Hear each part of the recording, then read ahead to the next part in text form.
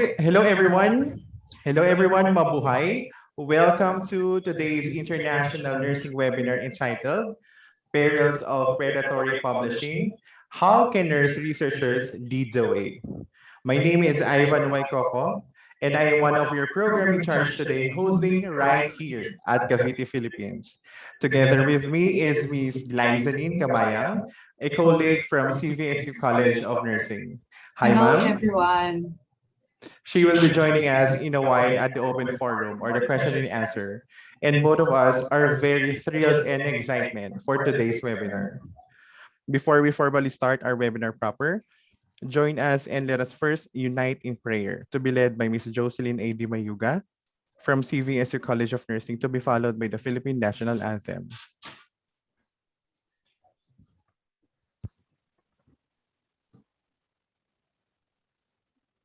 Let us bow our head and put ourselves in the holiness of God the Father, the Son, and the Holy Spirit. Heavenly Father, we praise and thank you for giving us a chance to be united today. Thank you for the opportunity to care for the world and the humanity that you have made. We ask you to bless our gatherings this day and favor us with your presence as we seek your guidance and hopes to further enrich our knowledge and strengthen our partnership. Steer our intentions to align with your will and multiply our efforts as only you can. Guide our hearts and minds as we listen to what our webinar speaker will be imparting us. Bless all the allied medical professionals at the front and protect them from this pandemic. This we pray in the holy mighty name of our Lord and Savior Jesus Christ. Amen.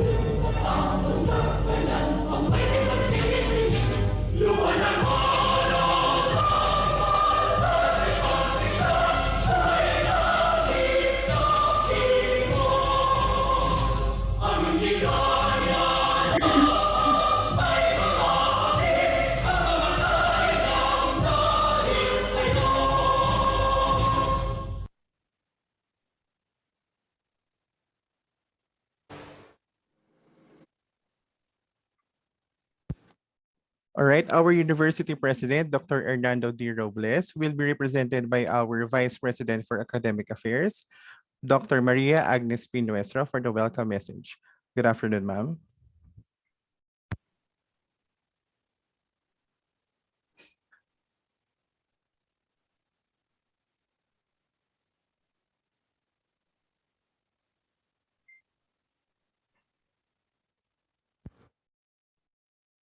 Dr. Agnes.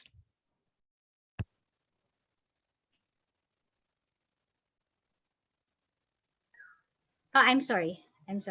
Yes, go ahead. Okay.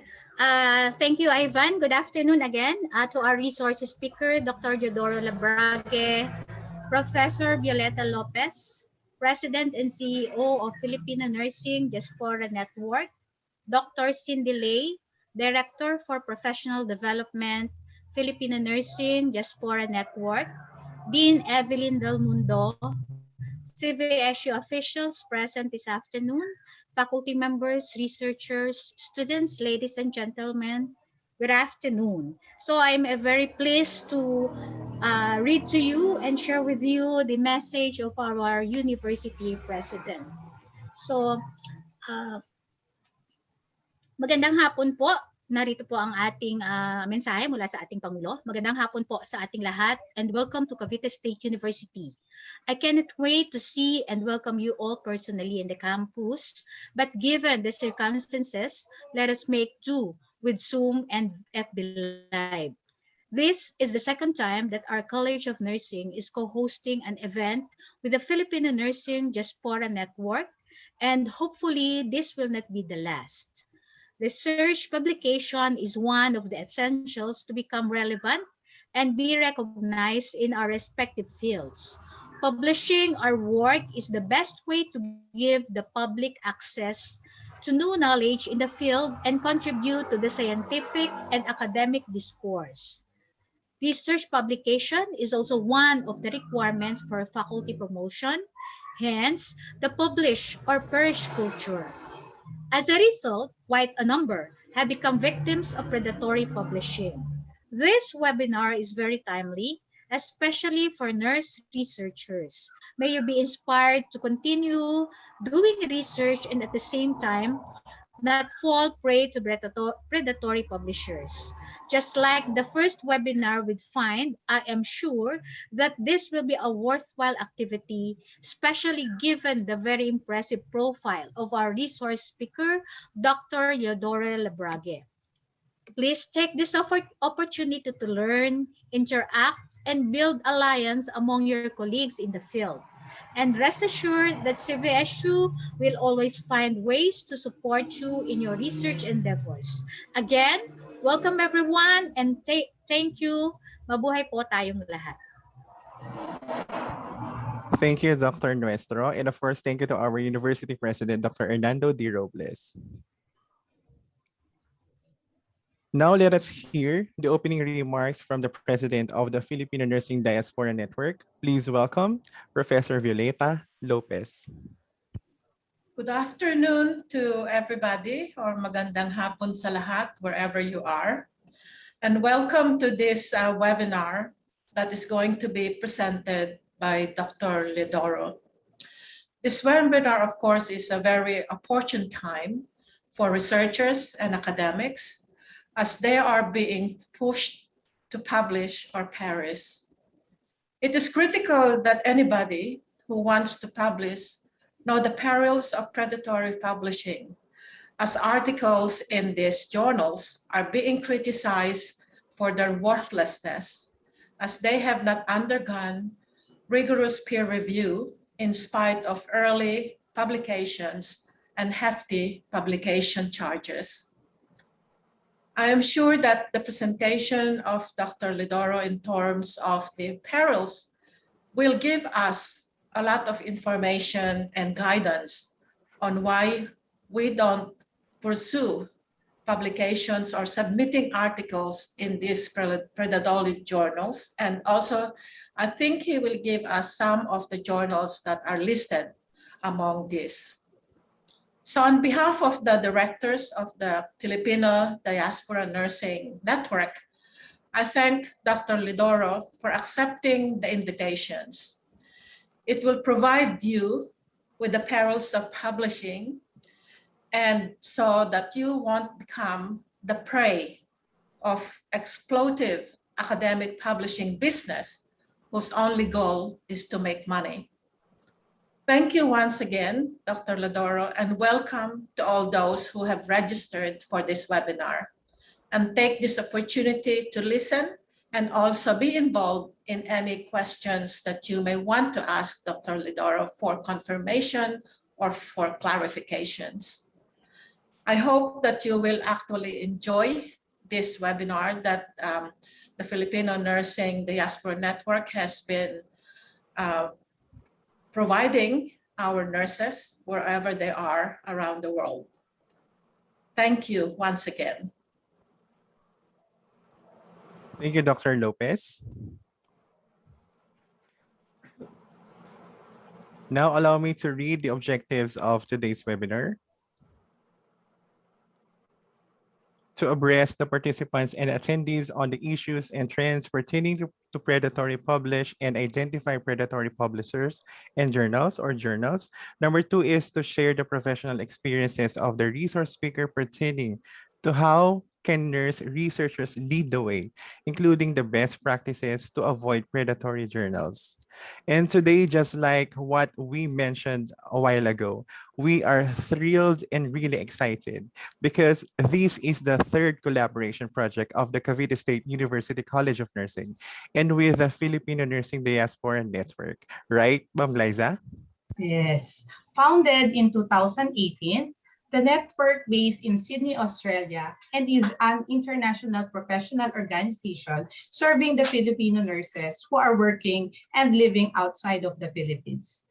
The network was an offshoot from the International Roundtable Meeting of Filipino nursing leaders held at the Australian Catholic University the last 17th of July 2018. The network's mission is actually to enhance the role and the value of the Filipino nurses across the globe. One of its flagship programs is organizing webinars where it invites premier Filipino nurses, researchers, and experts from across the globe. The aims of each webinar are to share insights, updates, and the state-of-the-art knowledge from Filipino nursing researchers. To inspire with success stories from around the nursing diaspora world. Finally, to build capacity and update about the latest development and science relating to the nursing and health.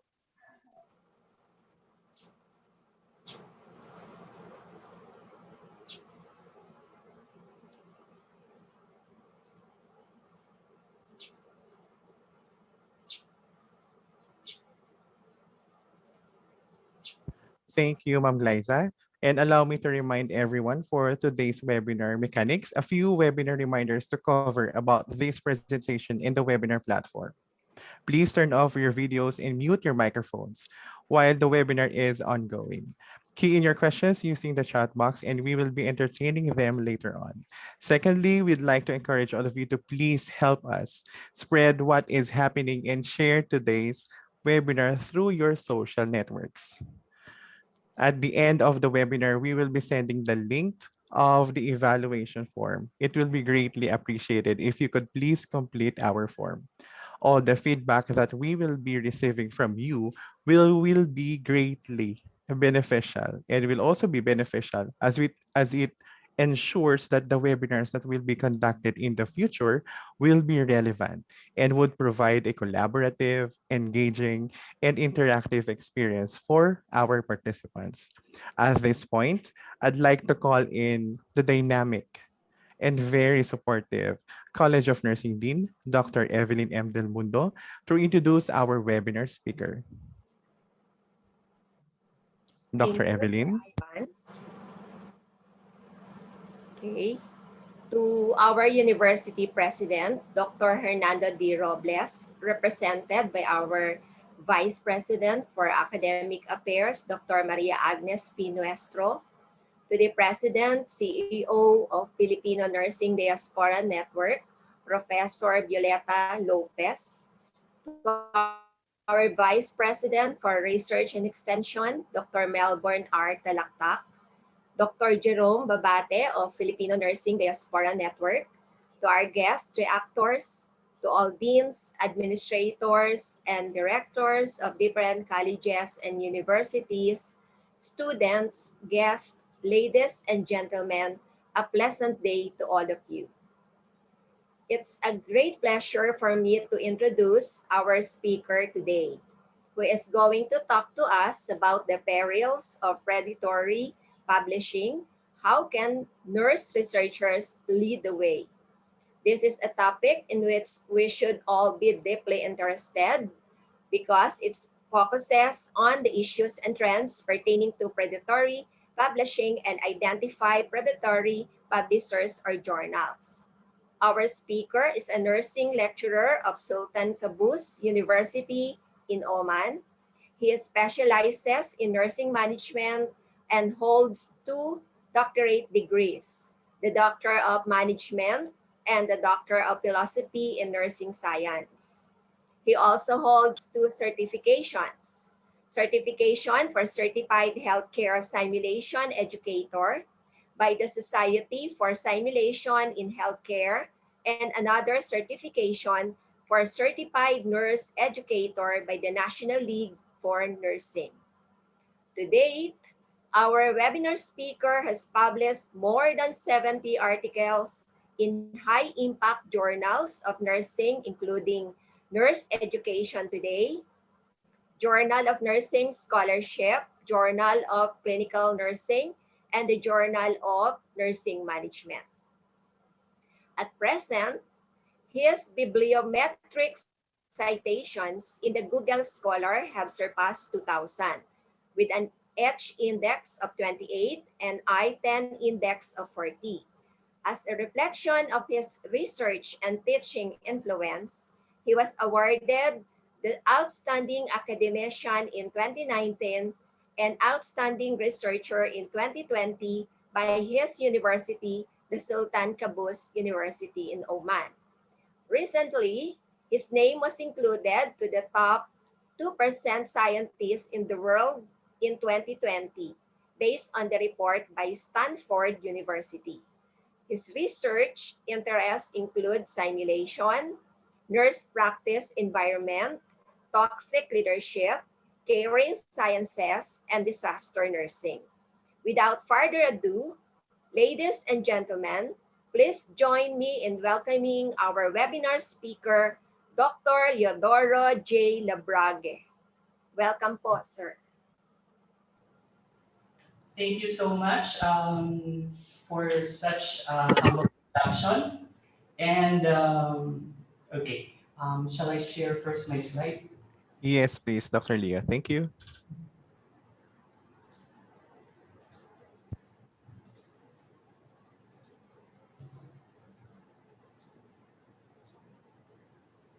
How about that? Sir Ivan, can you see clearly? Yes, sir. Yes, sir. We can see na po. Okay, thank you Thank so you. much, Cavite State University College of Nursing, and of course, the Filipino Nursing Diaspora for inviting me to be the resource speaker of this webinar series. And first, I would like to thank Dr. Robles, the University President of Cavite State University. And I think the Vice President for Research and Extension is also here, Dr. Talaktak. And of course, the President and CEO of Filipino Nursing Diaspora, Dr. Violeta Lopez. How are you, ma'am? And I think we also have the Director for Research and Services, Dr. Baltasar. To the Dean of the College of Nursing of Cavite State University, Dr. Del Mundo. Also to Sir Jerome and other faculty and other researchers who are present today. Thank you so much. So basically, my presentation would focus on these 5 aspects. First would be on the types of journal publication models. The second one, I'm going to discuss what are the different reasons for publishing in potential predatory journals. And most importantly, I'm going to discuss what are the negative impacts of publishing in predatory journals. I will also discuss the different characteristics or salient features of potential predatory journals. And the last but not the least, I'm going to share with you ways on how to avoid publishing in potential predatory journals. I would like to start my presentation by showing with you the result of the quick survey that we sent you yesterday. And unfortunately, there are only 35 responses. Specifically, I tried to take note of these 2 questions. The questions on have you previously heard of the term predatory journal? And it seems that the majority of the responses said yes, while more than 50% said no, I'm unsure. And with regards to the next question, have you ever published in predatory journal? It seems that the majority of our participants today did not publish in predatory journal, while 14.3% said they were unsure, and less than 7% said yes. Well, just like these participants who are unsure and said, no, yes, they have published in Predatory journal. I myself was also a victim of a predatory journal way back in 2012. Okay, when I was in the Philippines, it was the year 2012 when I started to have an interest in writing. And during that time, just like the other participants, I don't have any idea at all what is predatory journal. Only after a few years of writing did I realize that I was actually a victim of predatory journal. However, you and me being a victim of a predatory journal is only a small drop of a much bigger problem of our country, the Philippines, right now, in terms of scholarly publishing.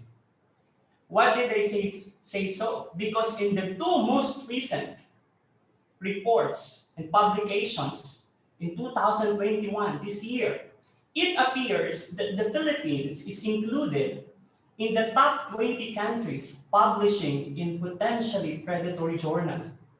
In fact, in Southeast Asia, the Philippines ranked number 3 after Indonesia and Malaysia. And this is a horrible result. Now, when these studies or when these articles were sorted out according to topics, it appears that the Philippines is publishing more of these predatory journals in areas of physical sciences. In fact, we are part of the top 5 countries that are publishing papers in physical sciences. And this result has been confirmed with another study which was published again recently this year, wherein the Philippines again was included in the top 20 countries publishing in predatory journal. And the source of this data came from the Scopus itself, suggesting that predatory journals have already penetrated even the most established databases. Now, for us to be able to understand how and why predatory journals exist, let us take a look back at the historical timeline of scholarly publishing. You can see in the slide right now, it's a timeline of scholarly publishing. And it is believed that articles before the 1990s were widely disseminated through printed copies through subscription only. Okay? And because of such limitation, many researchers from other countries have limited access to these valuable reports. That's why, in response to this limitation, in the early 1990s, the open access movement began. And what is open access? Open access is intended for wide dissemination of research, okay? And it coincides with the World Wide Web propagation during that time. However, with the emergence of open access movement in the early 1990s, it was seen as an opportunity by predatory publishers to gain and to make money out of it. Hence, in the early 2000s, it appears that predatory publishing were very evident online. However, it is only in 2008 when these practices were actually given a name. And initially, the name was not predatory journal at all. In 2008, Gunther Eisenbach actually called these practices as black sheep among open access publishers. But only in 2010, when Jeffrey Beall is a librarian at the University of Colorado, it was only 2010 when the actual list of predatory publishers was released. However, the problem with this list is that there are a lot of researchers who question the methods and conclusions used by Jeffrey Beall. That's why Jeffrey Beall was compelled to delete the list in his blog, okay, in 2017. However, in the list of Jeffrey Beall, it was noted that from 2010 up to 2017, there are about 923 to 1,155 predatory publishers. And that amounts to 882 from 2010 to 11,000 journals, predatory journals in 2017. However, after the list of the predatory publishers was taken away from the internet, it did not stop. It did not stop the Qaboos International from formulating again another list of predatory journals. In fact, the Qaboos International have already noted that in 2019, the number of predatory journals have already exceeded 12,000. Now, why is this a big problem? For us to be able to understand why predatory journals is a threat to a professional publication model, I want to orient you with the different publication models that we have today. So basically, we have three publication models. These are professional publication models that we have. And I know you are very familiar with the subscription-based journal. This subscription-based journal is the traditional model of academic publishing. Even before the internet has propagated, these subscription-based journals are present already. However, in the advent of internet and technology, the open access journal came in, and after several years, the hybrid open access journal was born. Now, what are the differences between this journal? The subscription-based journal, which is the traditional method of academic publishing, it is where the author submits a paper without paying anything, without any article processing charge at all. No money involved. However, the readers, the audience, has to pay, or the university has to subscribe in order to read the article. But the good thing with subscription-based journal is that the scientists, the authors, receives quality scientific review, which is very, very essential in order to ensure that the papers that we are submitting are valid and that it is of quality. The open access journal also, the professional one, it has a very good intention. But in this model of publishing, the author, when he submits a journal for publication, once it is accepted, he has to pay article processing charge. And the readers can read this article free of charge. The professional open access journal has a good intention, and it's a very good model. Why? Again, they are doing a quality scientific peer review, just like the subscription-based model. However, try to look at the predatory journal now. It has imitated the open access journal model. Normally, the predatory journal would imitate the characteristics of an open journal model.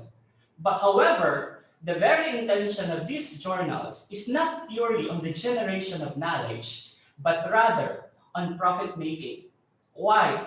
Unlike the professional open access journal, these predatory journals, in most cases, accepts paper regardless of quality.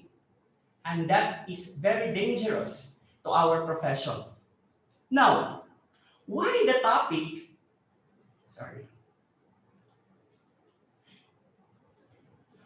Now, why the topic on predatory publishing is a big deal to any profession, not just the profession for nurses and not just the medical profession. Even in other professions, the topic on predatory publishing is a big deal. Primarily for the first reason, spread of pseudo or false sciences, or use of poor quality research. And this is the biggest concern, especially that most of our professions, especially the nursing, health sciences, and medicine, they heavily relies on evidence. Policymakers, decision makers, medical guidelines, most of those things relies on quality evidence. And if the evidence that we have are a consequence of predatory journals, then that is a big problem. Okay. What else? Problems for evaluation of scholar. Here abroad, the good thing about working here abroad is that they have quite a more established system of evaluation of their employee and scholars, because they try to look at the different publication along with the journals where the author submitted the paper. However, I believe this is not the case in the Philippines. I was once a faculty in the Philippines for 7 years, and based on my experience, okay, premium is not that much when it comes to assessing for publication in predatory journals. And this is a big problem considering the abundance of fake journals. It's very difficult for these people to evaluate a scholar or a faculty who is for promotion because of the quality of the papers listed in the CV or resume. And the third and the most important thing is that publishing in predatory journal is damaging to your reputation. Not only to your reputation, it is likewise damaging to the reputation of the organization that you represent. Remember, academic reputation is built mostly on what is published and where it is published, and not how much it is published. Well, I will not be surprised because I know some friends, I know some faculty in the Philippines. It seems that they're after about the quantity of their papers and not necessarily on the quality. But remember, with the propagation of the internet today, whatever you publish will remain on the internet for a long period of time, and it will haunt you for eternity. That's why you need to be cautious. Whatever you publish will remain in the internet, and whenever you get old, it will remain in the internet.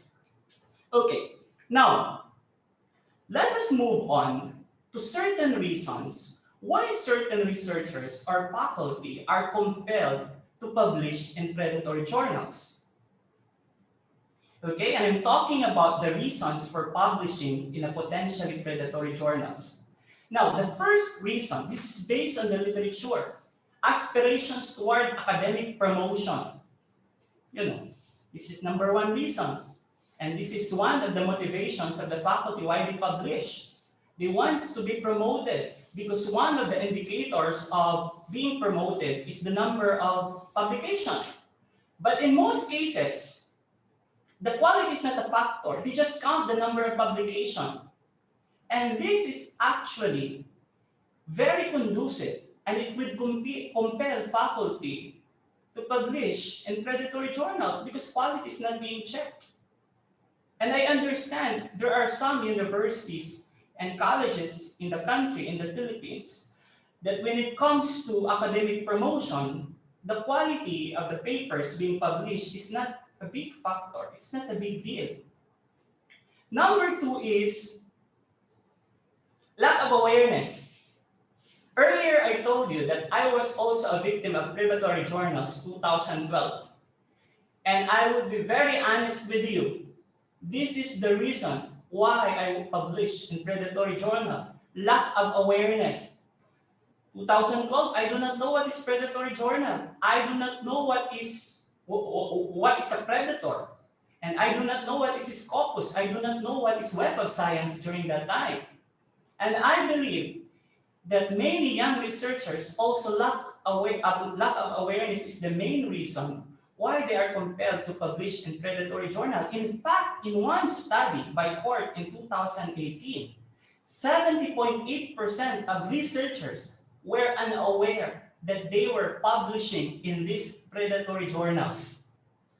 This is very surprising, and I will not be surprised if this is the case in the Philippines. Even in other countries, this is also one of the reasons why predatory journals are propagating. Now, as I mentioned earlier, in 2012, due to my lack of awareness, I thought it's fine to publish a paper as long as it is in a journal. However, I realized that I was a victim of predatory journal when my paper was accepted with almost no comments or revisions at all. And after an acceptance in less than 2 days, I was informed that it is published.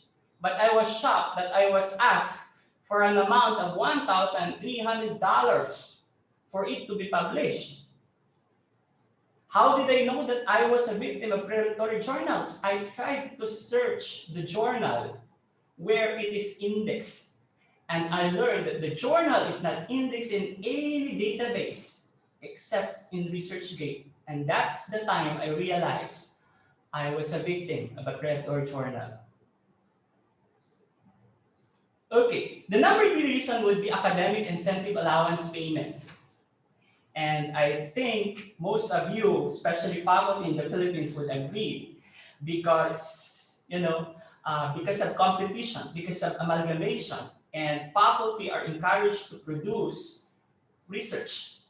And many universities have come up with academic incentive allowance in which they are paying or they're giving incentive, monetary incentive to faculty who are able to publish paper. The problem is most of these incentive systems that we have in place are not carefully developed, which means the universities are actually paying even for predatory journals.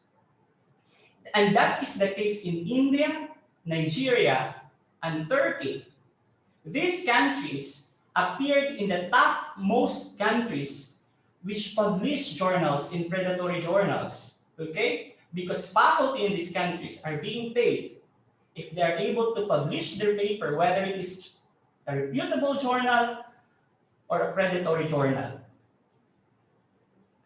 And of course, you would agree with me that one of the main reasons why faculty are compelled to publish in predatory journal is because of publish or perish pressure. They don't want to lose a job.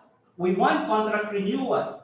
And most job renewals are very dependent on the productivity when it comes to research. Faculty were asked to produce research in a limited time or else you will lose your job. And this is one of the reasons why faculty are compelled to publish in predatory journal.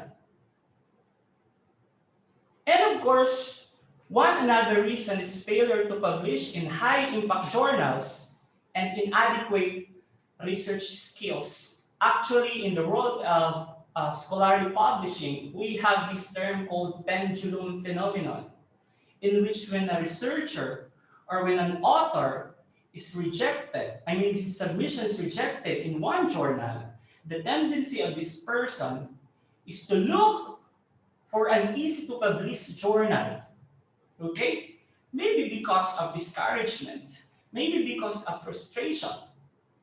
And it does happen, especially among inexperienced researchers, for novice researchers. That is how important teaching and building skills when it comes to writing is for these new researchers and faculty.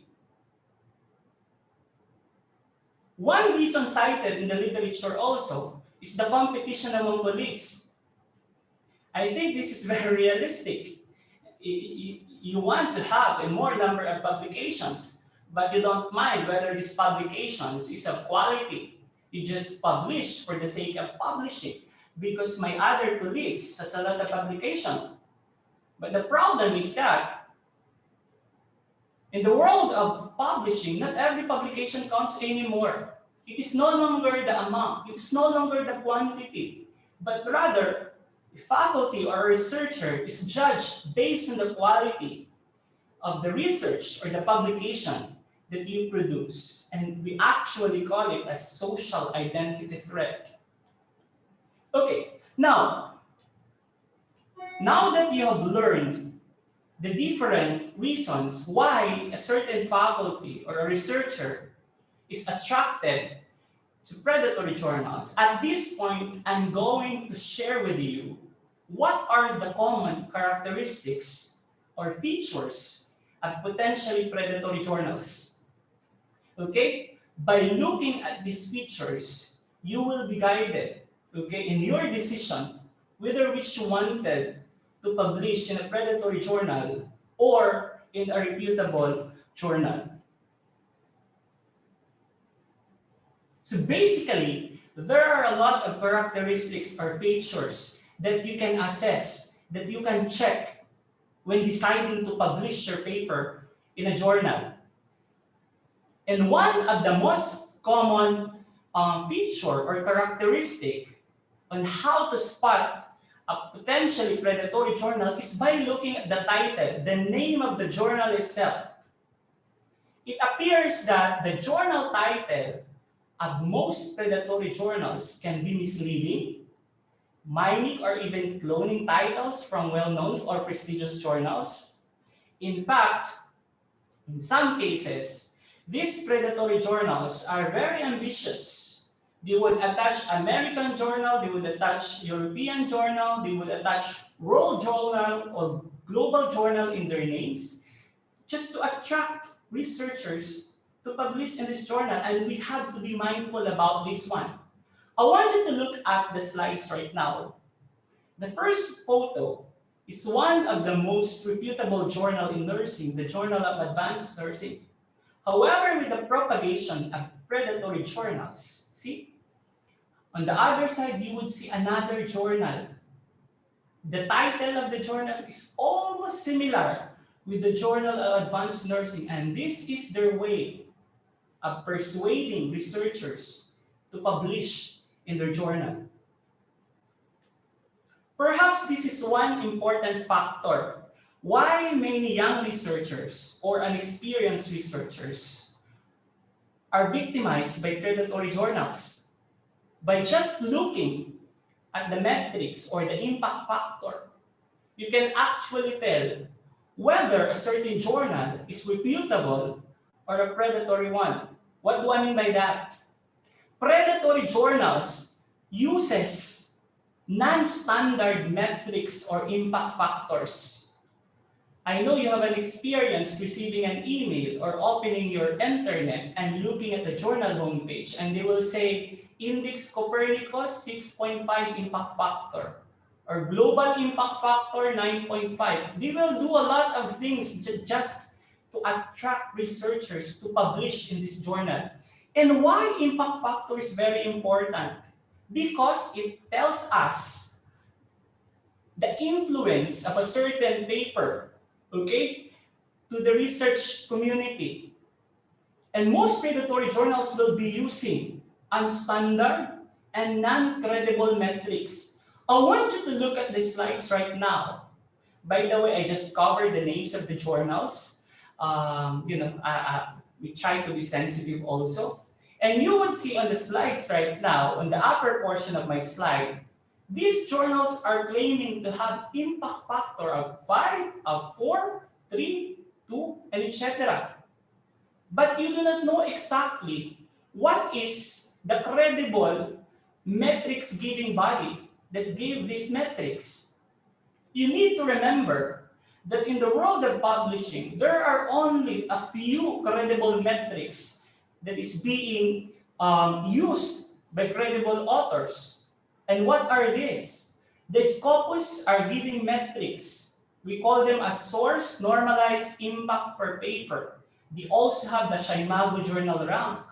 Aside from Scopus, another credible metric giving body that provides credible impact factor is the Web of Science. That's why they have the journal impact factor. As a researcher, we need to be mindful.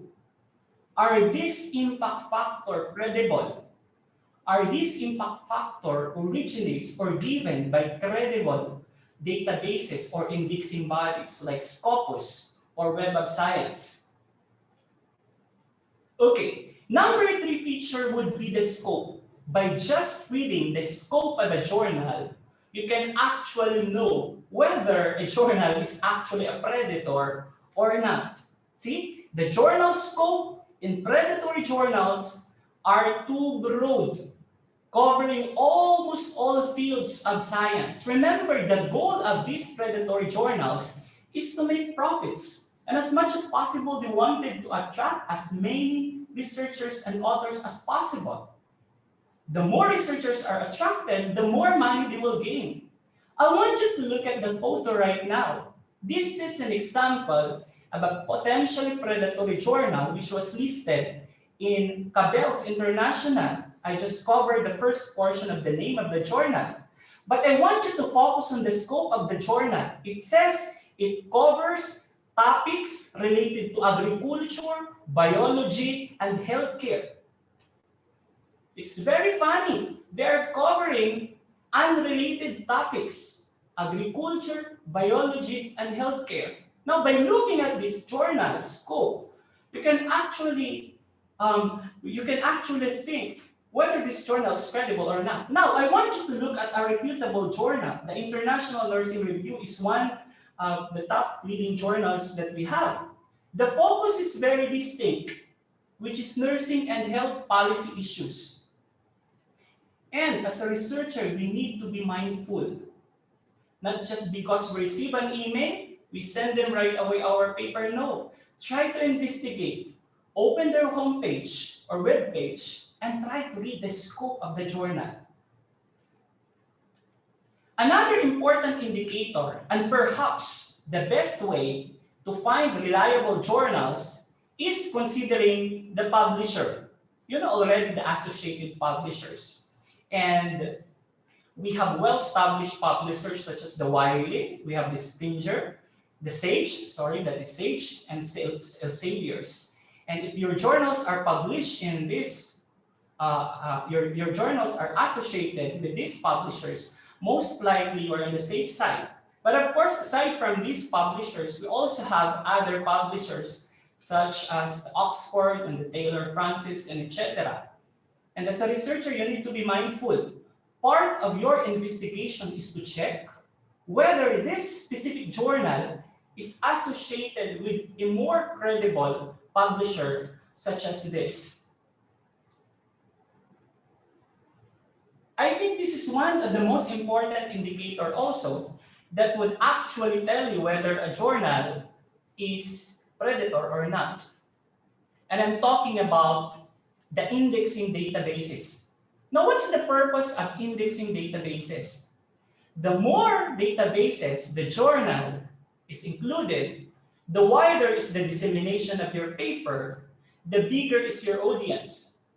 That's the purpose why journals are indexed in databases.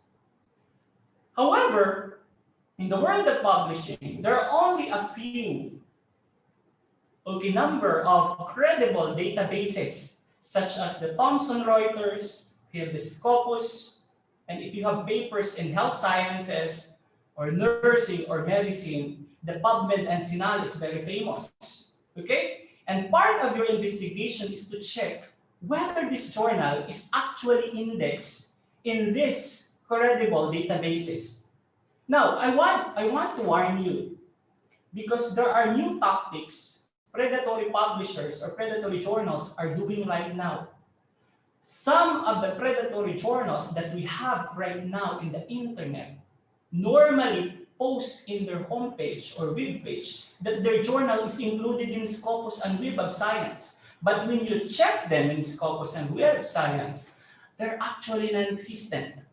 In fact, in one study by Oman in 2017, predatory journals claimed that the journals were indexed in PubMed, CNE, EBSCO. However, when these databases were checked, surprisingly, the journals were not there.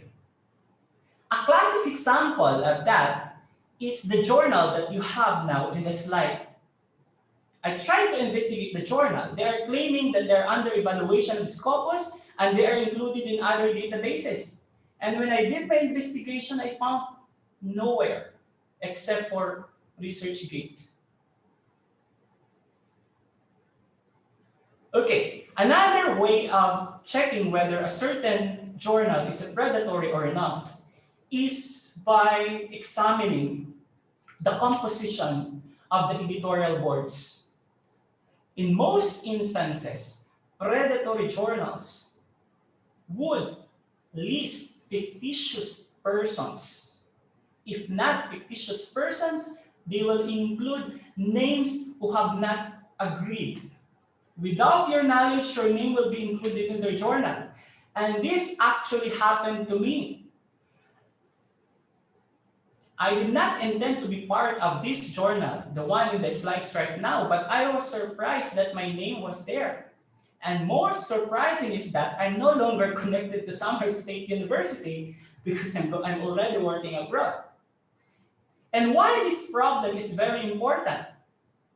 Why? Because in one study involving 2,000 potentially biomedical journals, 40% of editors were not aware that they were listed as editor. Very surprising. This is how predatory journals work. They will pick prominent names and put it in their journals as editorial member without their knowledge. And this is the most surprising one. Those who have opted to be part of these journals, 40% of them have no knowledge that the journal was viewed as being predatory. What I'm trying to say is, please, if you receive email, spam email asking you to be part of their editorial board, try to think twice. Try to investigate. What is this journal? Is it a predatory? Because again, it will damage your own reputation as a researcher.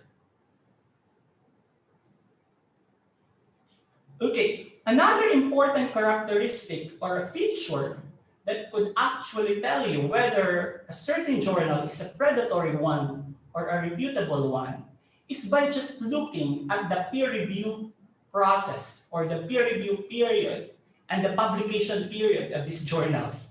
And surprisingly, a lot of new and experienced researchers fall to predators because of the promise of these predatory journals that their paper will be reviewed in a few days to a few weeks, and their paper will be published in a few days. As a young researcher, I know the excitement of young and an experienced researcher. It is very exciting to see your paper published right away. But remember, quality takes time. Reputable journals do not review in a few days to a few weeks. Normally, reputable journals would would review your paper for about 1 month, even up to 6 months. And much more with the publication. Once your paper is accepted in a reputable journal, it will not be published right away in 48 hours.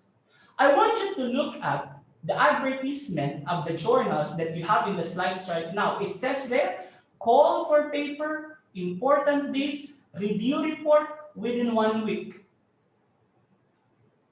This is very, very alarming. You know, no credible researchers would review your paper in a span of 1 week. And most surprisingly, I want you to look at on the photo on the left side. Why choose us? It says there, fast track publication within 48 hours. That is very alarming.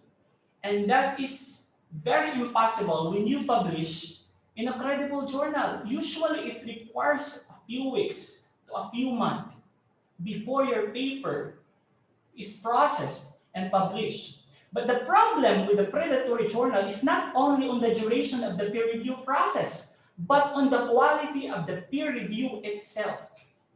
Now, why this characteristic or feature is very important? Why peer review is very important? Because it is where your paper is actually scrutinized. Okay? It is where your paper are actually assessed for its quality before it is published or before the readers would have an access to it. But the problem with predatory journals is that only superficial or no peer review process is provided by these journals.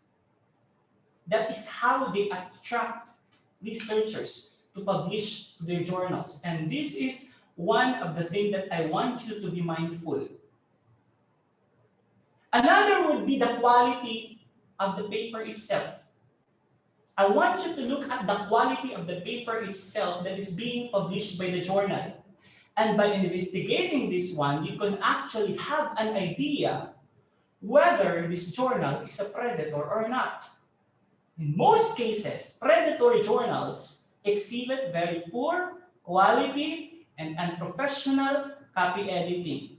In fact, in one study, it appears that 96.3% of articles in predatory journals were rated poor or average.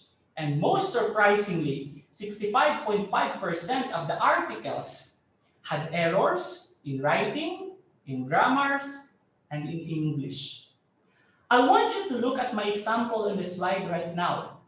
This is a classic example of the quality of a journal, of a paper published in a predatory journal. And I want you to read the first sentence of the introduction.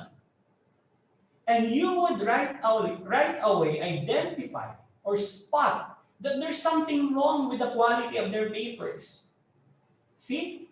The tenses, the grammar, the syntax, potentially predatory journals doesn't bother about quality at all. Remember, they exist to create or to profit money and to gain money from researchers. And I believe our participants today doesn't want to end up publishing their papers and have this quality of the research outputs. Okay, another indicator or another characteristic that you have to investigate so that you will know if a certain journal is a predator or not is by checking or assessing the websites of this journal itself. And you would be surprised. Okay? Why? Most of these journals are developed using basic software.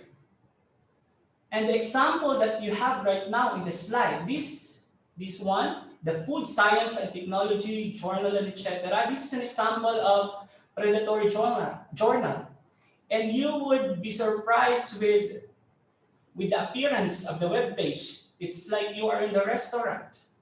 Now, I want you to compare it with a credible and reputable journal that you have, the Journal of Functional Food. See, this is how a credible and reputable journal looks like. And before you send your paper to any journal, try to find time to open the web pages of this journal. Okay? This is an indication that they have not been developed by reliable publishers. Okay, another important thing that you need to investigate prior to submitting your papers to a certain journal is to check who are those authors who normally publish their work in the journal. Okay? Now, if you are a researcher, most probably you know some authors, some names.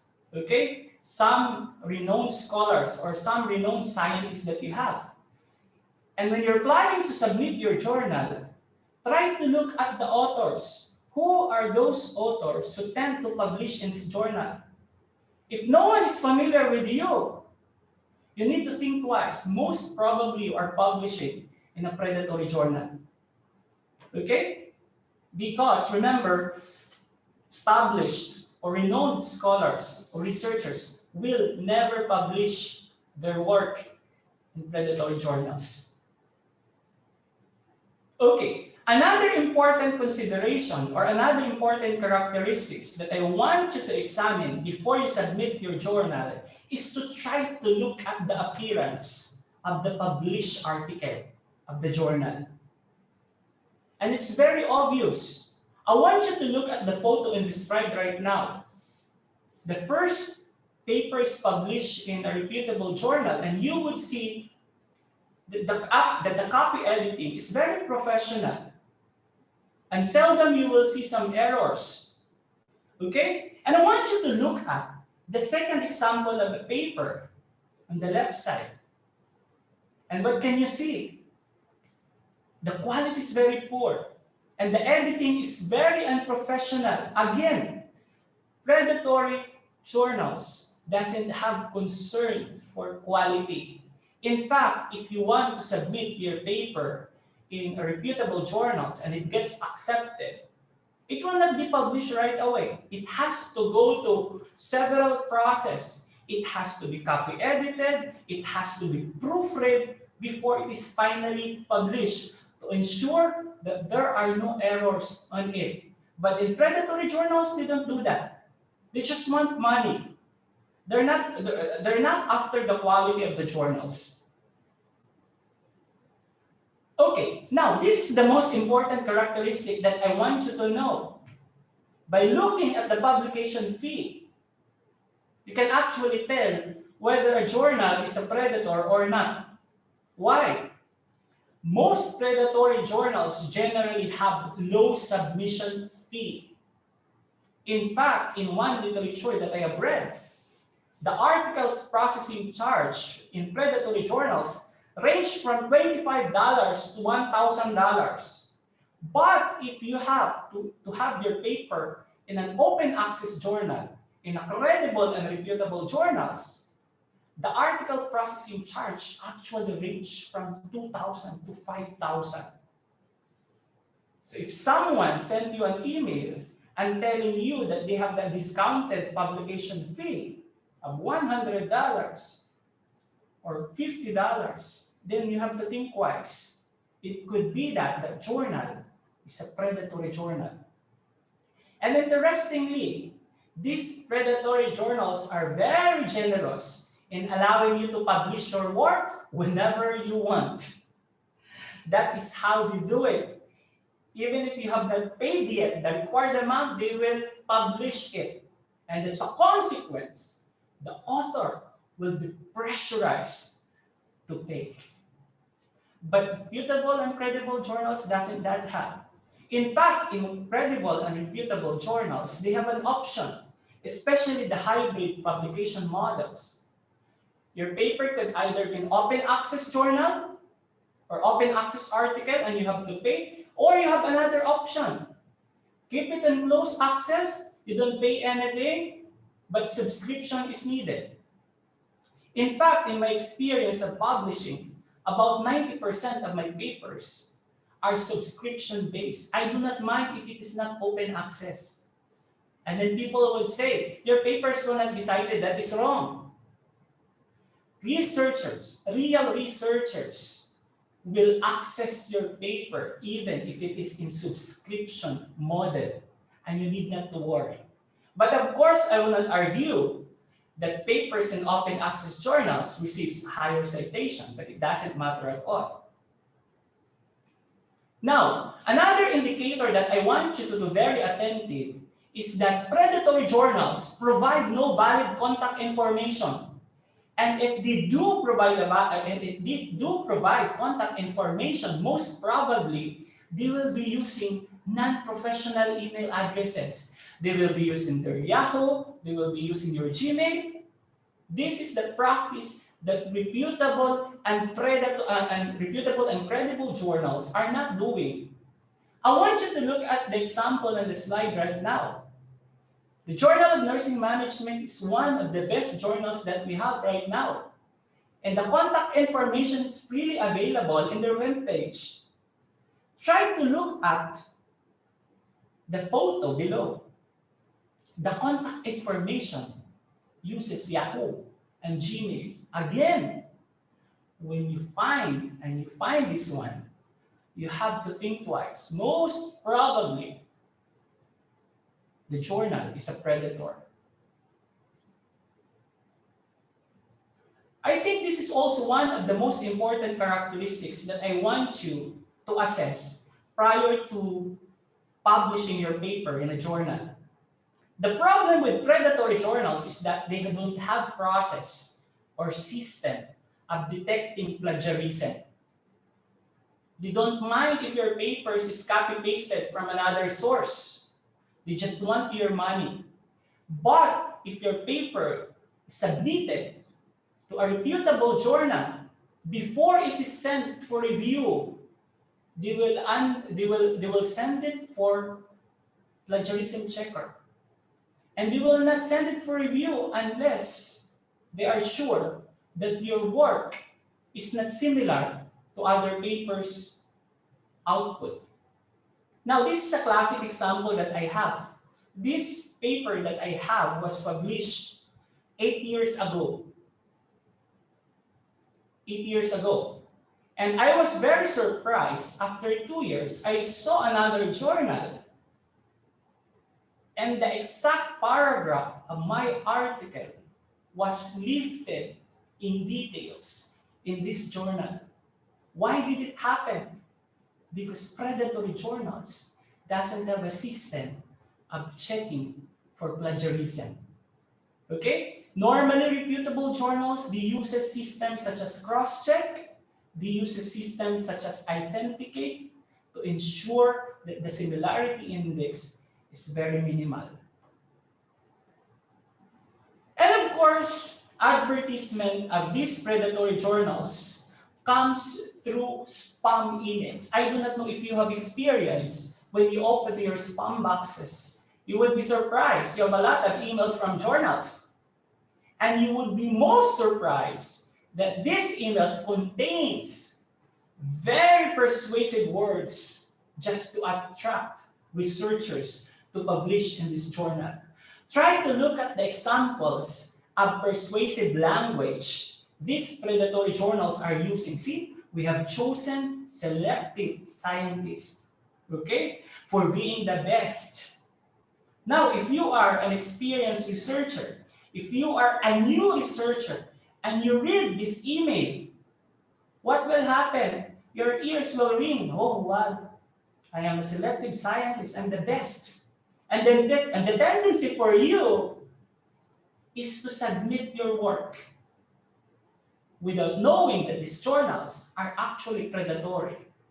Credible, reputable journals doesn't do this. They never send persistent email. They don't do that. They do not do hard sale. But predatory journals do it in most cases. You need to be cautious about this one.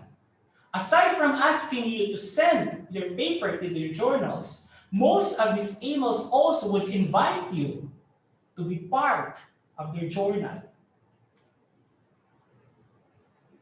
Okay? And of course, the submission system. Predatory journals doesn't have a system of submitting your work, just like the Scholar one, just like the Editorial Manager. In fact, most predatory journals up to this moment are still using Gmail or Yahoo Mail to send your article or paper. Again, if that is the case, you need to think twice. Most probably, this is a predatory journal. Okay, knowing all those salient characteristics of a predatory journals, the good thing is there are several ways on how we can actually avoid publishing in predatory journals. There are things that you can do initially before you send your paper for predatory journals. And I want you to be mindful of these things. The first thing that you can do is actually to check the ISSN of the journal and make sure it is correct and belongs to the region. It should have a serial number. However, having a serial number do not guarantee that the journal is not a predator. Why? Most predatory journals are able to acquire ISSN. Why? Because ISSN requires a very minimal requirement. That means predatory journals who are able to produce these requirements are able to acquire ISSN. This is the initial thing that you do. Check for ISSN. Now, you can also do other measures to ensure that the journal where you are supposed to submit your paper is credible or reputable. Try to check the journal if it is listed in the directory of open access journal. Okay? You need to log into their website and you need to type in the name of the journal. And if the journal's names appear in this journal, then most probably it is considered credible. But the problem with the Directory of Open Access Journal, just like the ISSN, is that they require only minimum requirements. And normally, the requirement doesn't include the quality of the papers being produced by these journals.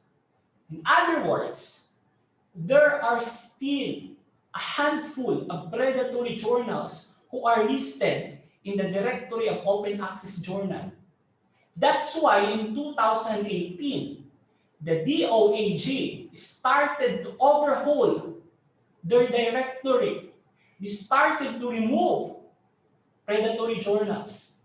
Okay, aside from the Directory of Open Access Journal, you try to check also for the publisher, if the publisher is a member of Open Access Scholarly Publishers Association. Okay, these are a group of publishers which maintains best practices to ensure that the process of publishing is in accordance with the ethical standard. Okay, aside from checking the DOAJ and the publisher's name, there are a quite number of ways also that you can do to ensure that the journal is indeed not a predator by checking the journal's name in these websites. The Bales list has been taken away in 2017. It was taken down from the internet. However, there are a few individuals who are able to retrieve the list and still it is available in the internet. By opening the link, you can actually see the list of publishers. Also in the Stop Predator Journal website, you will see a list of blacklisted journals. And most famously, the Cabels International. If you try to go to their website, you can actually see also the list of potential predatory journals. And as a researcher, I think it is very prudent if you can do a certain investigation before submitting your paper to a journal. Another important investigation that you have to do is to check whether the journal is a member of the Committee on Publication Ethics, or COPE. And this is very important. Why? Predatory journals do not adhere with ethical standards. Predatory journals do not follow the best practices set by the Committee on Publication Ethics. They don't do that.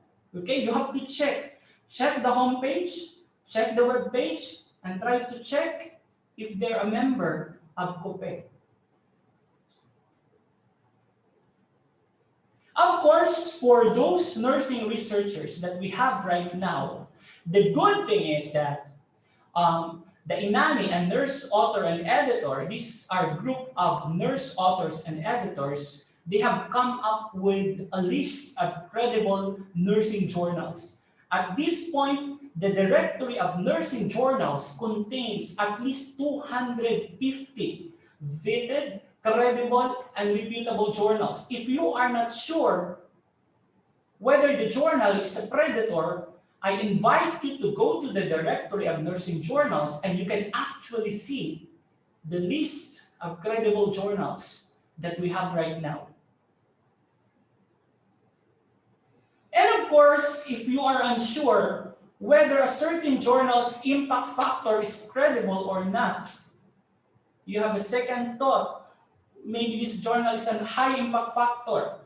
Maybe the impact factor is greater than this journal. The next thing that you can do is actually to verify Thomson Reuters journal citation report, or you can actually verify the journal in the Scopus, in the Shimago journal rank. You just need to log into their web page, type in the name of the journal, and if the journal appears in their database, most likely the journal is reputable. The same also with journal citation report by the Thomson Reuters. If you are unsure that the journal is a predator, I want you to log into their web page. I want you to type in the name of the journal, and if the journal appears in the web page, most probably the journal is reputable or credible. There are also other means on how you can avoid predatory journals. We have systems, we have mechanisms now. Finding a journal or the quick essay, or we call it as journal finders. Most established publishers have journal finders in their webpage, okay, in which you can actually match the topic of your paper and the appropriate journal where you can send your paper. Elsevier's have this system, the Wiley have this system, and even Sage have this system. Okay, the journal finders. And of course, we also have a checklist being followed, and this is available online. And I encourage everyone, especially for those who are new in the field of publishing, try to go to the website on Think, Check, and Submit. It is where you will see a checklist, okay, and a process before you select and before you send your paper in a journal. And by doing that, you are making sure that you are not sending your paper in a predatory journal. And of course, this is my personal advice, especially for new researchers in the Philippines. The Commission on Higher Education has a list of credible Filipino journals. If you are not aware or if you do not know of other journals where to send your paper, I encourage you, look for credible journals listed by the Commission on Higher Education. What are these journals? These are journals produced or owned by Philippine University, or they are owned or produced by reputable society. Because the chances that you will be a victim of predatory journal is very less, because these journals have been assessed by the Commission of Higher Education. And most of these journals do not require publication fee for authors who are submitting their work. Now, there are also other ways in how we can avoid publishing, how we can defeat predatory publishing. And I think our role as academicians, our role in the academy is very important so that we can defeat predatory publishing. Why did I say so? As a researcher, make sure when you receive an invitation to be part of a certain journal, make sure to check for its credibility.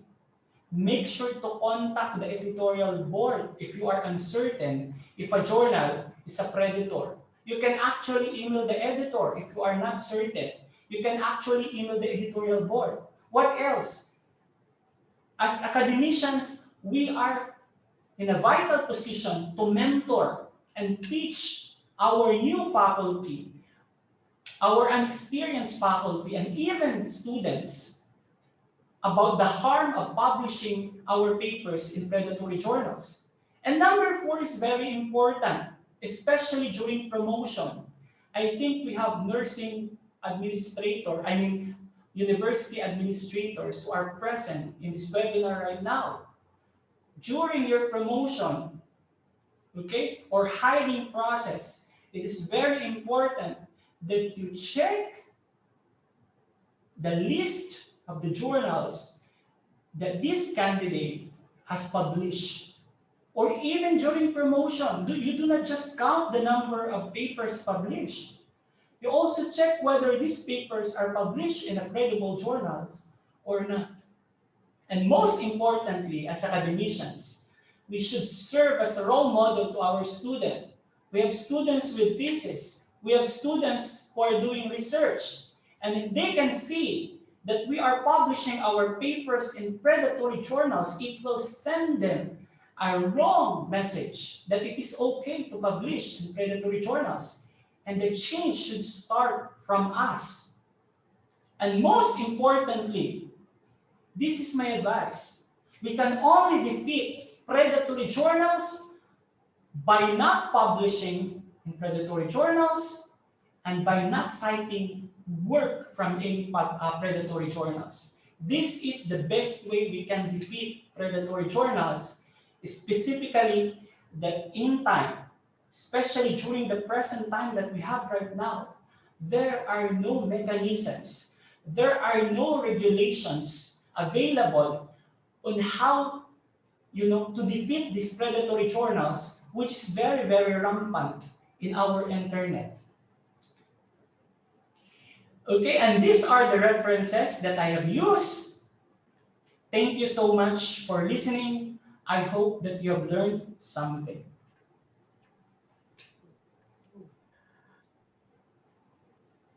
All right. Thank you, Dr. Leodoro. So I can see the hands there already. Okay, so Dr. Leo, I noticed one of the participants. Um, One of the messages is that I quote, "Good afternoon, proud high school mathematics teacher of Dr. Labrague. Congratulations and keep up." Yeah, and also one of the private messages, yes, indeed, Dr. Labrague is impeccable. And we really agree to that, and there's no question about it. All right, so once again, thank you, Dr. Labrague.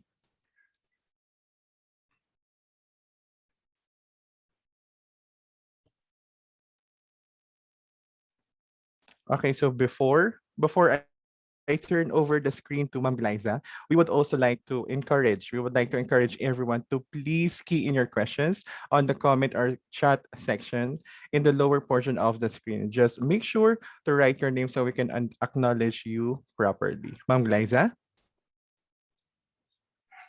So before we go ahead and take some time for questions, I would like to call in our first reactor for today. Our first reactor is currently the director of the Cavite State University Extension Services, a graduate of Bachelor of Science in Agricultural Economics in University of the Philippines, Los Baños. Obtained her Master of Science in Agricultural Extension in Cavite State University in Cavite, and took her Doctor of Philosophy in Community Development at University of the Philippines, Los Baños, Laguna, with a topic of development, management, and governance, with her dissertation entitled Social Entrepreneurship as a Community Development Approach in Selected Coffee Farming Communities in the Philippines. Colleagues, let's give a virtual round of applause to Dr. Almira Magkawas. Hello, yes, pleasant good afternoon to everyone. So for my reaction, first of all, I would like to thank the organizers for inviting me today, and let me also congratulate our resource speaker, Dr. Leodoro Labrague, for comprehensively discussing why these predatory journals exist and why it is very alarming. So at this point, I would like to share with you, I have read, as I was preparing for this reaction, I have read a study from, don't worry, it is from Nursing Ethics, a reputable journal by SAGE. So it is by Gabrielson, Erickson, and Godskin. So they describe the prevalence and the characteristics of Swedish authors, okay, in terms of publishing predatory nursing journals. And of course, this is also happening in other countries. So in their study, the researchers used descriptive statistics to analyze the academic positions and academic affiliations of the authors of the 39 papers published in predatory journals. That was in 2018 and 2019. I'm talking about nursing journals, okay? So according to the results of the study, almost 2/3, so that's a big figure. So 2/3 of Swedish authors publishing in predatory nursing journals hold senior academic positions. A small group of higher education institutions account for a majority of academic affiliations. Findings also suggest that the higher education institutions and experienced nursing researchers from Sweden make substantial contributions to predatory nursing journals. So this is very alarming. Okay, and a year-to-year comparison indicates that the prevalence of publishing in predatory journals, although might be diminishing. So, and also the Swedish nurse researchers, in this case, it implies that they are legitimizing predatory journals, thus jeopardizing the trustworthiness of academic nursing knowledge. So standard papers in predatory journals may pass a legitimate and be used to further academic careers. So this was already discussed by our resource speaker earlier. And experienced researchers are misleading their junior colleagues. So this is what we want to avoid. That's why, as mentioned by our resource speaker, we should serve as a good example. So in addition, I just would like to go back. Dr. Labrague mentioned about the reasons why we are publishing in predatory journals. So, but again, we must not forget why we are conducting research. Why do we need to publish it, diba? So it is of course, conducting research is very crucial for our practitioners to be aware of the new information, such as effective best practices and treatments available to help improve patient care. Especially now that we have the pandemic, outputs of research studies published in peer-reviewed journals will help correct all misunderstandings and pave the way for new treatment protocols and create new methodology. So findings of research can also help respond to the changes of healthcare environment, patient populations, and government regulations. But what will happen if we continue to publish in predatory journals? So it was also mentioned by our resource speaker that predatory publishers have minimal editorial board oversight. They have limited, if any, peer review of accepted articles. And of course, they promise a quick turnaround from the time the article is received until a decision is made to accept the published article. So in most cases, it lacks peer review, which implies that papers are not validated by the actual experts in the field. So as a result of these practices, these journals produce a collection of lower quality articles and make the available information contaminated. So if information that we can gather are contaminated already, this can lead to difficulty in finding relevant, authentic information, and eventually may have negative impact on real lives, especially if we are talking about nursing and medical profession. So what can we do about this? I think our speaker had already thoroughly discussed on this, but as researchers and even our organizations can also play a big role for this issue. For example, in the policies that we are implementing. So not only the researchers should take caution, but even our research institutions in our university. So I think that's all that what I can say for today. So again, thank you very much and congratulations to our resource speaker and to the organizer of this webinar. Good afternoon. Thank you very much, Dr. Almira. For our second reactor is a registered nurse, an associate professor for, a faculty member of College of Nursing, former research coordinator, and currently the Quality Assurance Coordinator President,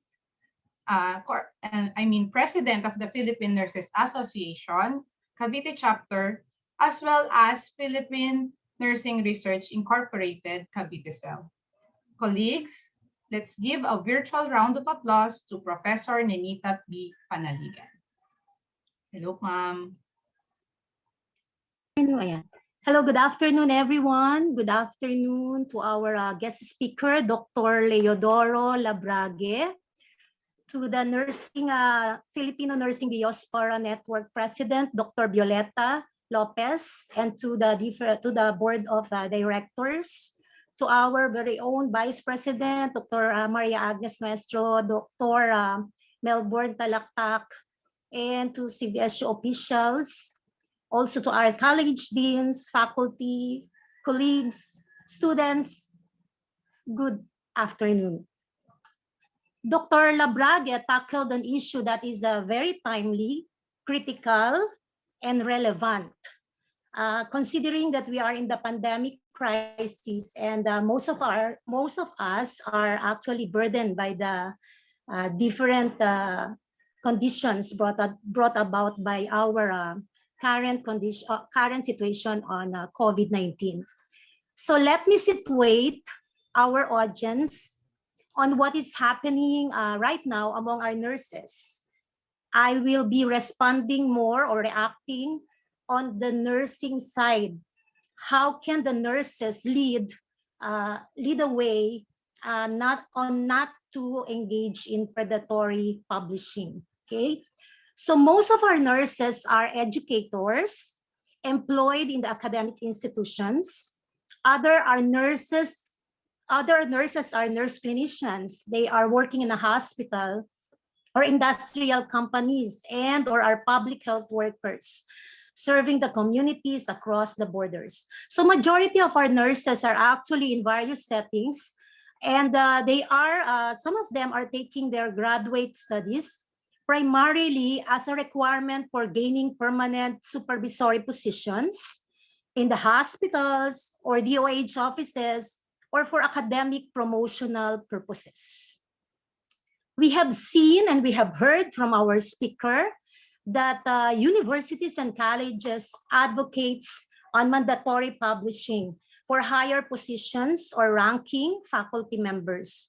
One of the requirements of various educational authorities is that a nurse researcher or a nursing faculty must submit a publication journal in a reputable peer-reviewed index journal with credible metrics like GIF, journal impact factors. We also have the different journal ranking to consider, and maybe discredit for any publication in a journal or in a publisher which is predatory. But who among our nurses falls prey to these predatory publishers? So we have naive contributors. These are the inexperienced and naive nurses being victims. We also have pseudoscientists or scholars. These are our scholars, beginning experts who are like those that are engaged in their postgraduate degree studies. We have also, these scholars may also think themselves as legitimate scientists or scholars, but they have actually a little way of actual credentials. And lastly, we can have the nurses, those that are actually cognizant contributors. So these are the nurses who definitely are knowledgeable about what they are doing. They are considered as nurse scientists. They are considered as nurse experts, but don't care enough because they perceive benefits is to advance their own career. So these are some of the pitfalls that we may have or we may be under once we publish on a predatory, or why we engage in predatory publishing. So Dr. Labrague has discussed the ins and the outs of predatory journal. Conceptually, what is it and what is predatory publishing? How will we know that we are submitting our papers in a predatory journal? So this is very important to all of us, nurses and audience. So let me capture 3 important layers. Now, I just prepared my slide, and I actually represented my reaction using these 3 important layers in a pyramid, wherein the bottom part are the majority of the staff nurses, and on the middle of the pyramid, you can see the deans, the supervisors, directors, and on the top are the policymakers, government institutions. These are the associations, research councils, and all the societies, research societies that could help the nurses in publishing. So Our nurses can be producing poor quality research. Yes, this is very possible. But let us also take note of why this is happening. This may be due to lack of preparations, lack of time to write quality papers due to clinical duties, or some may just be doing their research or academic writings because it is a requirement of a postgraduate degree course that they need to submit at the end of the program. So having said this, let us remember also that we have student nurses at the bottom part. No? At the bottom part, we have our student nurses who will be future workers, health workers. And these students will be also future nurse researchers. So what I am pointing at is that on the three layers, on the first layer, let me just share how can the nurses be leaders in this against predatory writing. Okay, so for our nurses and staff nurses, how can we do this? Of course, we have to check our personal and professional value. We have to check our purpose of why we are being called as a nurse. So I guess some may be engaging on predatory publishing because they may have a weak foundation in terms of integrity and values towards self-actualization. Some may. We also need to in this rank and file employees, nursing staff. We also need to recheck on our professional interest. So why are we doing our work? Why are we advocating this publication? So let us remember, as professional, it is not always that the end does not justify the means. So whether or not we produce numerous numbers of publication, but at the process, within the process, we have not learned so much. We have not gained much confidence on doing it. We had a very easy way of getting things out. Then therefore, we cannot say that we actually meet our purpose. So let us learn. Let us journey while learning. Let us learn while journeying. So it's both ways. So another one, we also need to maximize our inclusion in an organization that can be having a good research culture. So so one of the discussion also, remember that publishing is also it is the after work of a research work. So therefore, if we have an organization that is supportive of our research work and endeavors, then therefore there can be a better experience and opportunities for publication. An organization or an institution having a lot of research resources which can be used for further studies or for our writings of the manuscript is very crucial in writing research publication or articles. So also we must, my take on this is that we should be also teachable as employees and nursing staff, as faculty members. We are also to be teachable. We are to be mentored. So having heard that most of the victims of predatory publishing are novice researchers, then therefore this can hearing this with this webinar, this can be an advanced instruction or advanced alert on us, that we should be very keen and very question. We should have that questioning in our mind, whether is this really a good publisher, or is this really something worth that I will be submitting my paper, and is it in good hands? No, okay. So these are some of the questions, and of course, time management. This is very critical. A lot of faculty members are very knowledgeable about the methods and the processes. A lot of nursing staffs and clinicians are actually engaged in evidence-based practices, which can be written and disseminated for publication.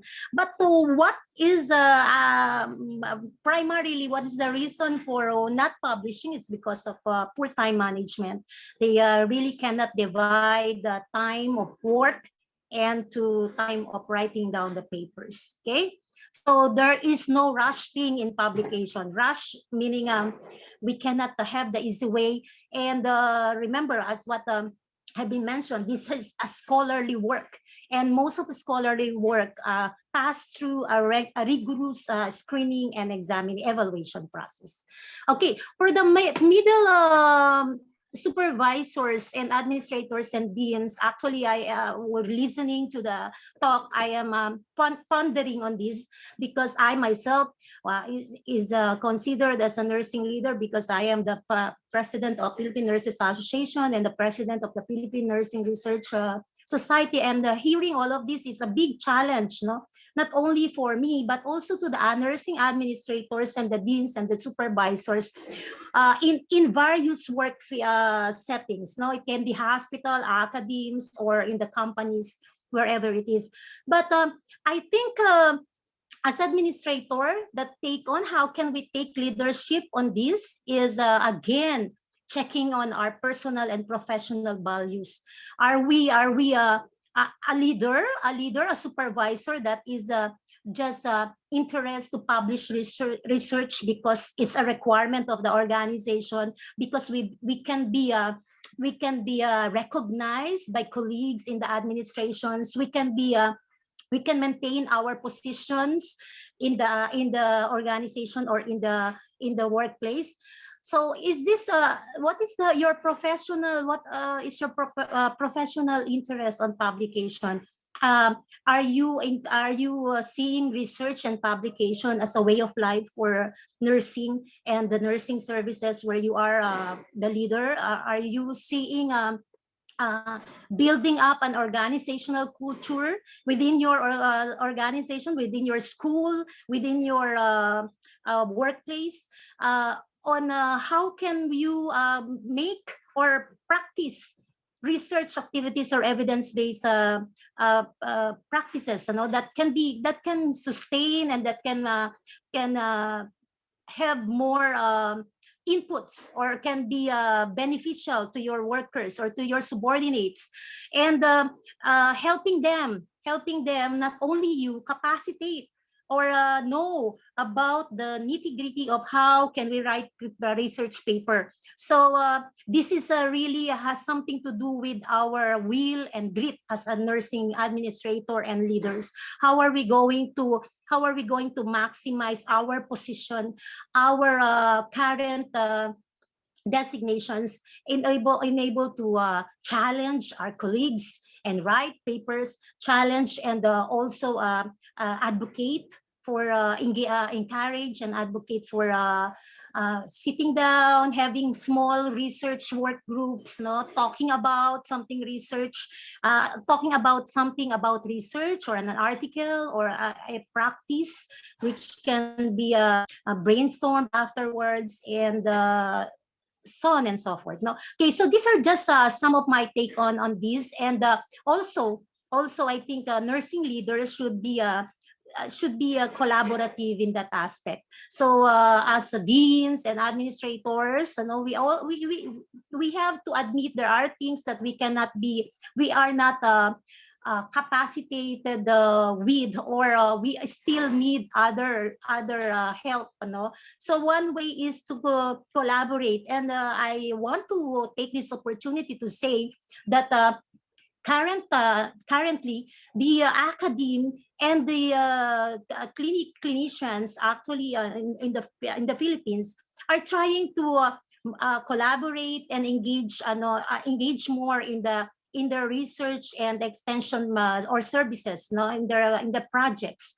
And before, we can see that the academicians will The clinical instructors will have their own way. The nurses in the hospital area will have their own way. But this time it's not about being good only on yourself, on your own institution, but it's more on collaboration and multidisciplinary connection and linkages. So we need to maximize on this and be creative. How can we make and meet with other nursing leaders, with other nursing deans, and put a consortium maybe, or a network wherein you can actually drive all your subordinates or faculty members on this creative work on research and publishing. So the last, which is at the tip of the pyramid, and the very few are actually the policymakers and the different councils, associations, the Association of Nursing Services, and the Philippine Nurses Association or the Philippine Nursing Research Society. All of these are policymakers. They are actually implementers of good research practice and good research ethics. Okay, so one is aside from giving grants and calling proposals for submissions, capacity building, one I think that is how can we make leadership against this predatory journal is actually revolutionizing on teaching those that at the bottom, going on the ground. Okay, reaching those who are below, who are in the bottom of the pyramid, and look for their needs. What are the needs assessment for research? What are the things they do not know? You see, one of the reasons that was given to us by Dr. Labrague earlier is he is not aware as early as 2012 that he is publishing in a predatory journal. And you see, having said this, by the time maybe Dr. Labrague is already a PhD or a master degree professional, but yet you see it does not count on it, no. But there should be additional teaching and capacity building in terms of that, more on information dissemination, more on being role models. This was mentioned earlier. So be a role model in research for those who are in the policymakers. We should not see them as an individual who are only claiming for recognitions, awards, and incentives on their very own interest, personal interest. But we should see them impacting on our lives, at the greater sense on the ground, wherein they can actually help the society have a better and quality life. These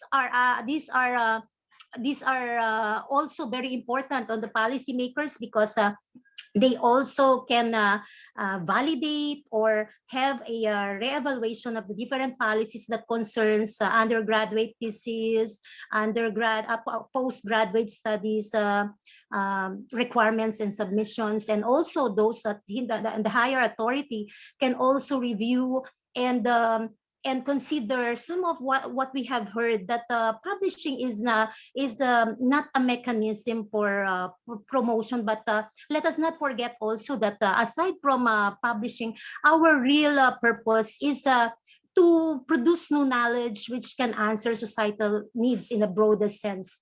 And as educators, as clinicians, we should be producers of new knowledge based on evidence. And that is the reason why we need to continue doing research and publish and disseminate. So I guess I have talked so much, and thank you very much for inviting me as a reactor. Thank you very much, Professor Ninita.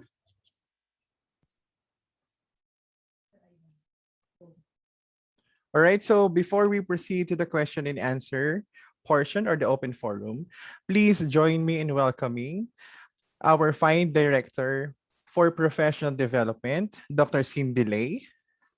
Good day, ma'am. Thank you for gracing our webinar today. All right, so scanning Scanning the chat box for questions, we have here the first question.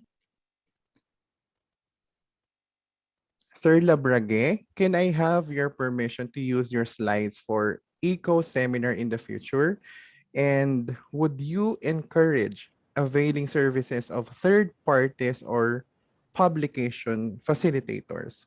This is from Franz Sarino of Palompon Institute of Technology. Dr. Leodoro? Yes, sir. I will send the soft copy of my PowerPoint presentation for those participants who are willing to share the PowerPoint to their institutions. All right, sir. Thank you. Noted po. And the follow-up question po is that would you encourage availing services of third party or third parties or publication facilitators in terms of availing their services? Third party, what, like consultants or third party services? I didn't get the question well. Yes, sir. The availing of services po of the third parties for publication facilitators.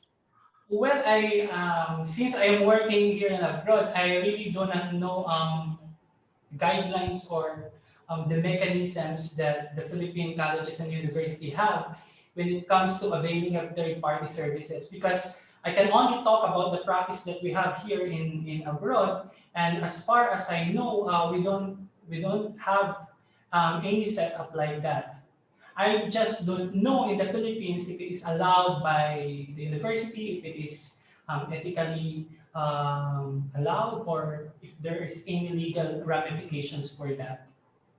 I think those of the universities can best answer these questions.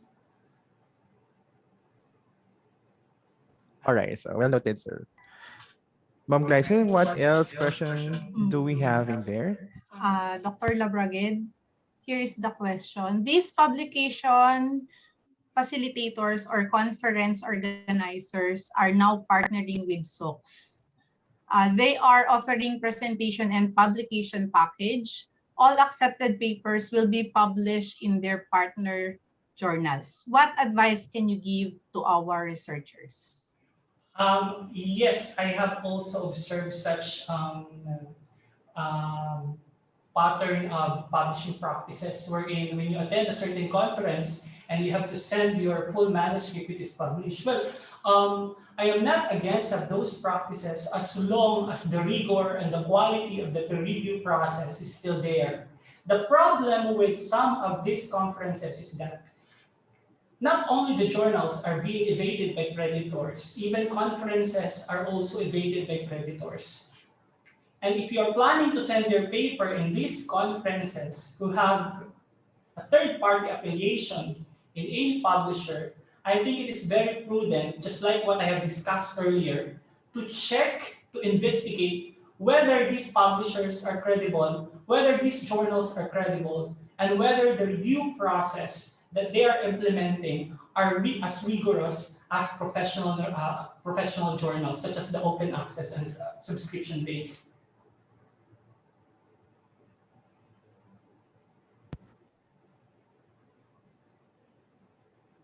Thank you very much, Dr. Labrague. Sir Ivan, do you still have a question there? Yes, ma'am.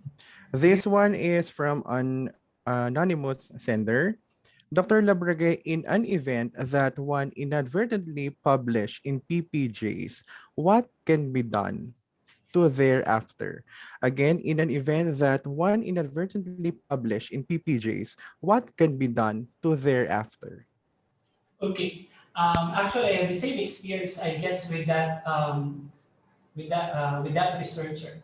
When I told you earlier, when I published my paper in 2012, my initial reaction was to communicate with the editor because I wanted them to remove the paper from this journal.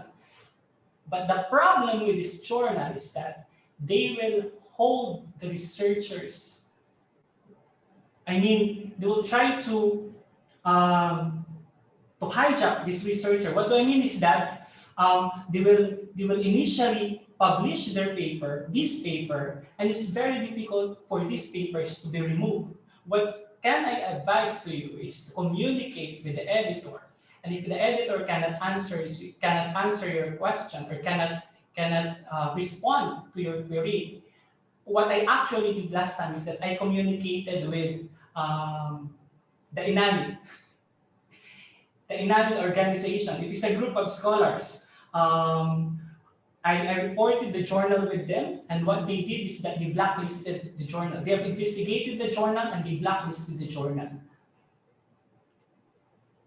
But again, I think what he's trying to say is it possible to take back the paper and publish it in another journal? I think there might be some questions in mind like that. Well, the problem is, even if you wanted to take this journal down from their web page, the problem is that these people are very hard-headed. They will not do it. They will not do it. And the problem with that is that it is very impossible for you again to send such paper in a credible journal. Why? Because it's already in the system. It's already available in the internet. That's the reason. Yes, thank you, Dr. Labrague. All right, so I guess in the observance of our time, like we can now proceed to the next part of the program, since Dr. Labrague has already targeted and made a hit really on what are the things that we should consider and what are the things that we should look after in terms of this predatory journals. At this Ma'am point, Liza? we would like to award the Certificate of Appreciation to our webinar speaker. Sir Ivan. All right, beginning with Certificate of Appreciation is awarded to Dr. Leodoro Labrague for imparting his valuable knowledge and insights as a resource speaker during the webinar held on April 16, 2021 via Zoom with the theme Perils of Predatory Publishing. How can nurse researchers lead the way? Signed by Dr. Violeta Lopez, President, Filipino Nursing Diaspora Network, Dr. Evelyn M. Del Mundo, Dean of the College of Nursing, Cavite State University. Thank you and congratulations, Dr. Labrague. Thank you. Once again, let's give a big virtual hand to Dr. Leodoro Labrague.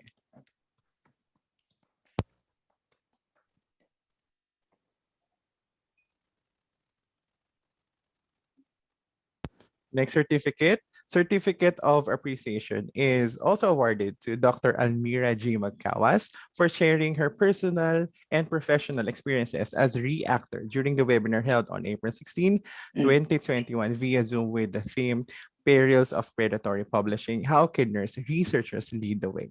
Signed by Dr. Violeta Lopez and Dr. Evelyn M. Del Mundo. Thank you, Dr. Almira.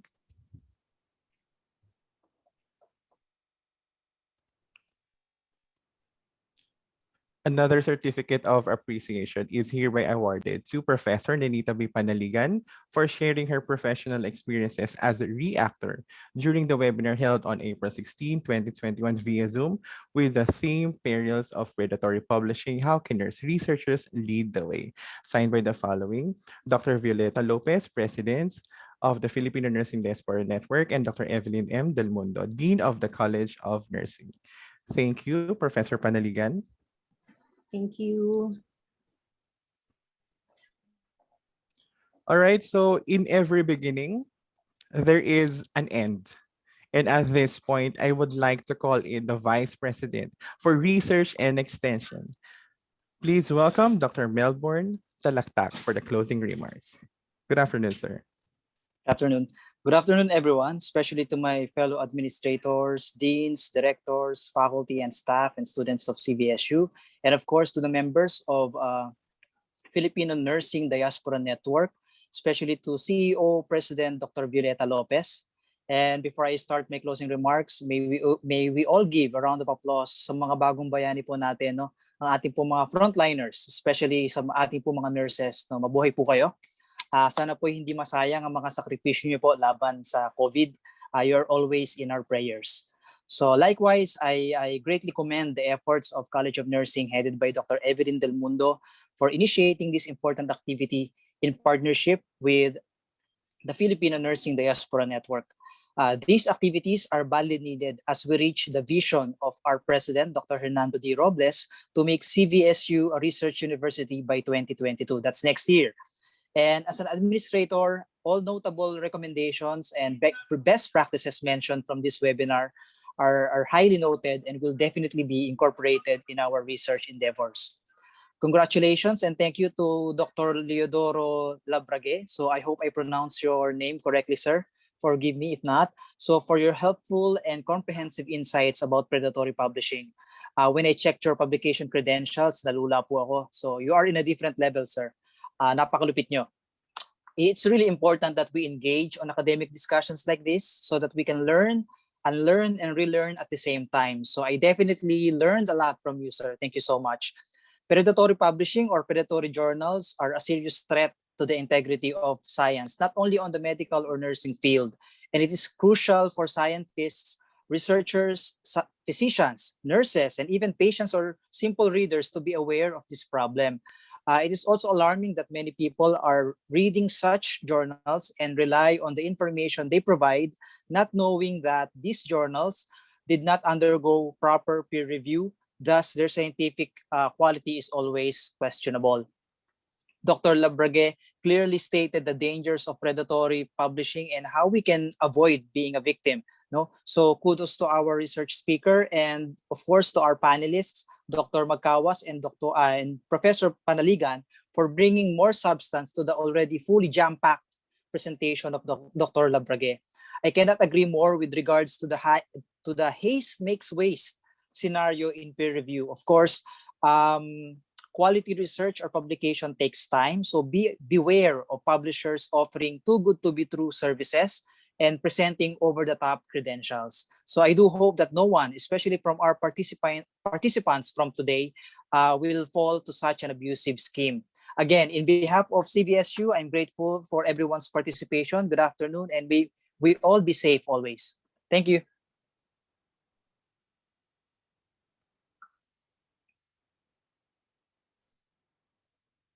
Thank you.